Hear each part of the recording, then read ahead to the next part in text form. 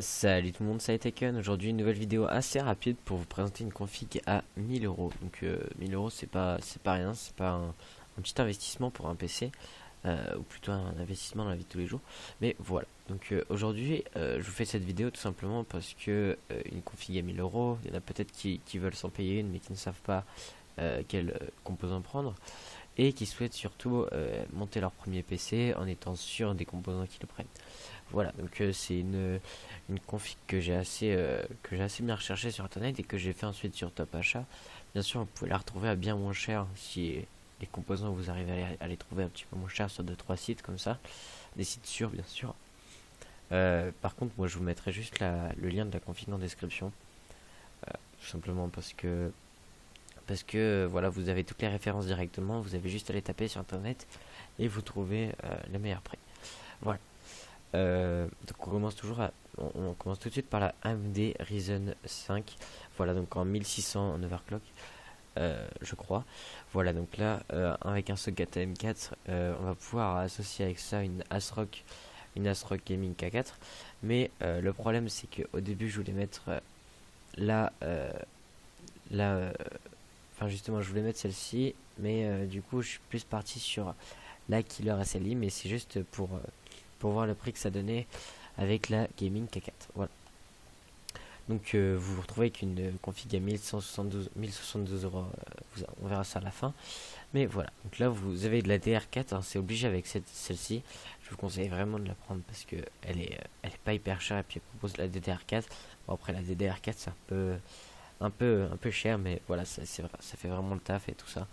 Donc voilà, je vous conseille vraiment de prendre de la DDR4 en 2018. Voilà, donc c'est une case 14, hein, DDR4, rien de plus simple, hein, 16 Go en une barrette par contre, hein, c'est un peu dommage. Mais voilà, vous pouvez très bien pour 10 euros de plus la monter un peu plus cher.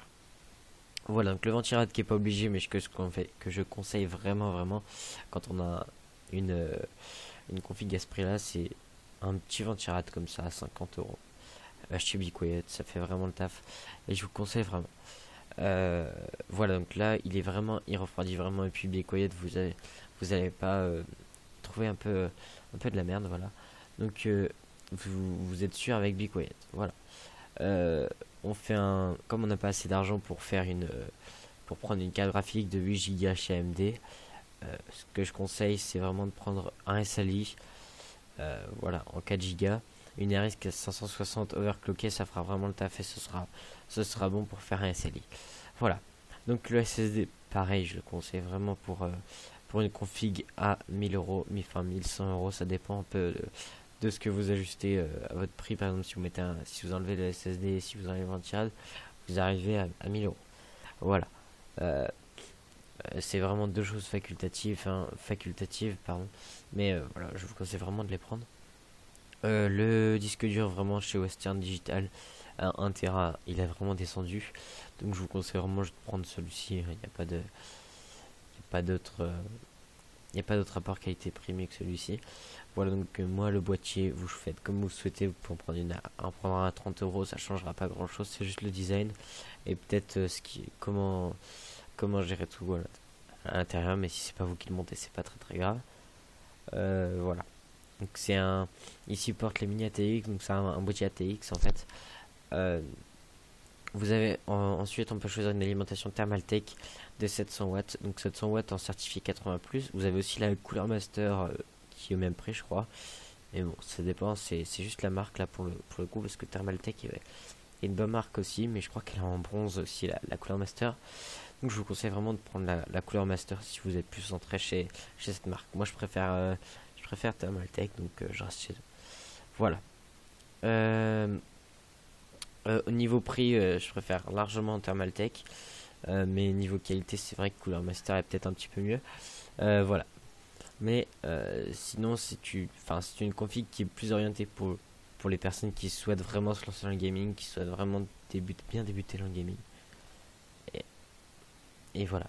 Euh, c'est vraiment quelque chose que je vous conseille, cette config pour débuter. Si vous vraiment vous souhaitez vraiment débuter, j'ai une petite config, vous voyez ici, qui vous attend. Une config à 500 euros pour vraiment voir si vous avez vraiment envie de faire du gaming. Voilà, je vous mettrai ça ici, ou alors si vous souhaitez peut-être acheter 200 € de jeu, voilà, chose que vous avez peut-être pas moyen de faire avec 1000 €, je ne sais pas, à vous de prévoir votre budget.